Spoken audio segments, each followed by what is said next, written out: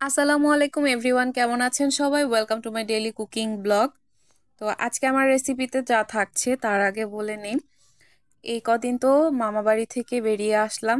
তার মধ্যে দেখেন ফ্রিজে এত টাকা দামের পেঁয়াজের কলি এখনো দাম কমে নাই। শীত যদিও মানে গেল গেল পালা, তো এই পেঁয়াজের কলি নষ্ট হয়ে যাচ্ছে। ভাবলাম আলু শাক ছিল, এই আলু শাক দিয়ে পেঁয়াজের কলি আর নতুন আলু দিয়ে ভাজি করবো একসাথে। এদিকে পেঁয়াজ রসুন কাটা কুটে নিছি, এগুলো ধুয়ে পরিষ্কার করে কুচায় নিব একসাথে। তো এবারে ভালো করে ধুয়ে পানি ঝরাতে দিয়ে দিলাম। আমি শুটকি দিয়ে আজকে এই শাকটা ভাজি করব। দেখুন, শুটকি নিয়েছি, দুইটা শুটকি ভালোভাবে ধুয়ে ফ্রেশ করে তারপর তেলের ভিতরে দিয়ে দিলাম ভাজতে। প্রথমে একটু ভেজে নিব, তারপরে দিয়ে দিব পেঁয়াজ কুচি, রসুন কুচি, কাঁচামরিচ, এগুলো দিয়ে ভালোভাবে কিছুক্ষণ নেড়ে চেড়ে নিব। তারপরে আরেকটু পরিমাণ মতো লবণ দিয়ে দিব।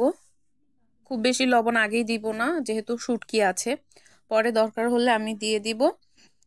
আর এখানে দিয়ে দিব অল্প একটু হলুদ গুঁড়ো। হলুদ গুঁড়োটা আমি স্কিপ করতাম, যেহেতু আলু দিয়েছি তাই হলুদ না দিলে ভালো লাগবে না, একটু কালারটা না হলে সবুজই রাখতাম শাকটা। তো যাই হোক, এইবারে ভালোভাবে নেড়ে চেড়ে মশলাটা প্রায় হয়ে গেছে, শাকগুলো দিয়ে দিলাম। আস্তে আস্তে আস্তে আস্তে কিন্তু একদম কমে যাবে, অল্প একটু হয়ে যাবে। এই দেখুন, একদম অল্প একটু হয়ে গেছে। তো এই যে এখনো ভিজা ভিজা আছে, পানি অনেকটা শুকায় নেই। দেখেন, আমি একদম শাকটা শুকনা শুকনা করে ভাজি করে উঠায় ফেলবো। শাক ভাজি খুব ভালো লাগে, আর আলু শাক তো অনেক উপকার শরীরের জন্য, প্রচুর রক্ত হয় আলু শাকে। এটা বিশেষ করে যদি ঝোল রান্না করে আপনারা খান, হেলথের জন্য অনেক ভালো। তো এই যে দেখুন গাইস, অলরেডি কিন্তু আমার রান্না প্রায় শেষ। আলু শাকটা কিন্তু পারফেক্টলি পানি টেনে গিয়েছে। এবার নেক্সট রান্নায় চলে যাই। মাছ রান্না করব নতুন আলু দিয়ে, একটু হালকা ঝোলঝোল করে রাখবো আর কি। পোমা মাছ আমি নিয়েছি, এগুলোকে ভালোভাবে নুন হলুদ মেখে ম্যারিনেট করে তারপর তেলে ভাজতে দিয়েছি। একটু লাল লাল করে ভেজে তুলছি। এই যে অলরেডি 4 পিস হয়ে গেছে, আর ওগুলো আস্তে আস্তে এরকম করে ভেজে নিব।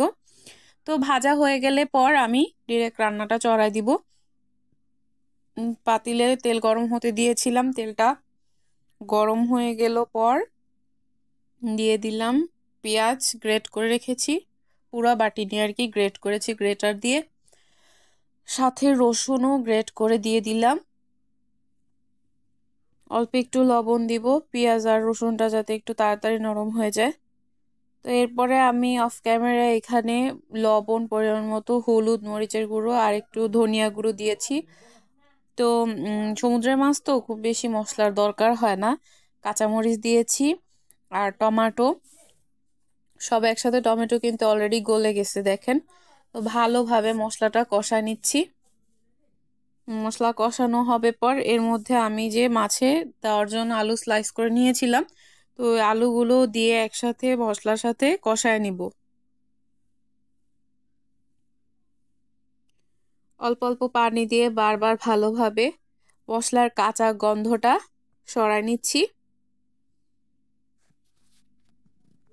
তো এই যে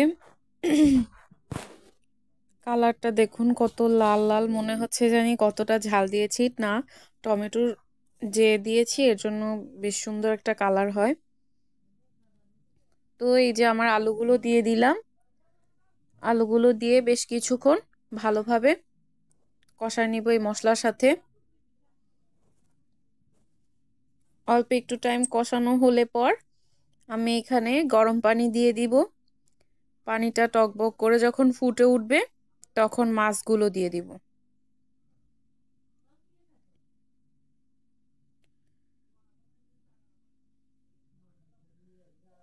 তো এই যে দেখুন, আমি কিন্তু এবারে অফ ক্যামেরায় পানিটা দিয়ে দিয়েছিলাম।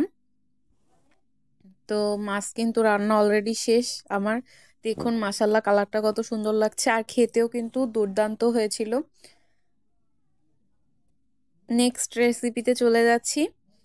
টমেটো শুকনো মরিচ দিয়ে পুড়ে তারপরে ভর্তা করব, টমেটো ভর্তা। শীতকালে কিন্তু এই গরম গরম ভাতের সাথে টমেটো ভর্তা দিয়ে ভাত খেতে খুব ভালো লাগে।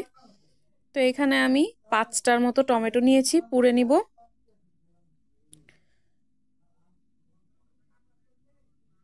তো নিয়েছি পেঁয়াজ আর শুকনো মরিচ, ধনিয়া পাতা একসাথে, আর এই টমেটোগুলোর ছোলাগুলো উপর থেকে তুলে নিচ্ছে আম্মু।